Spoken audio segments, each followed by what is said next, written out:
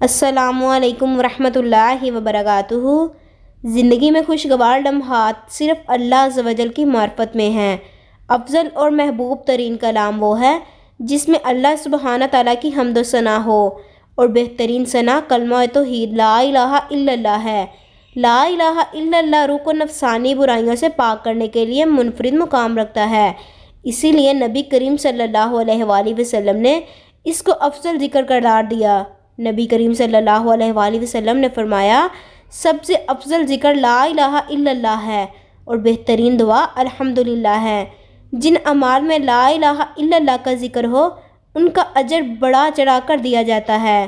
یہ جنت میں داخلے کا ذریعہ اور اللہ سبحانہ تعالیٰ کی طرف سے ایک ایسی نصرت ہے جو عذاب سے بچانے کا ذریعہ ہے۔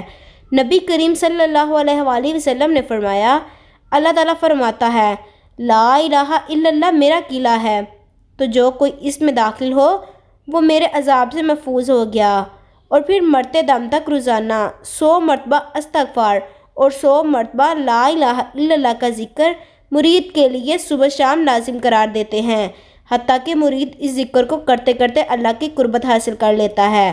اللہ عز و جل ہم سب کو لا الہ الا اللہ کے ذکر کی توفیق عطا فرمائے، آمین۔ اگر آپ کو ویڈیو پسند آئے تو لائک ضرور کریں، شکریہ۔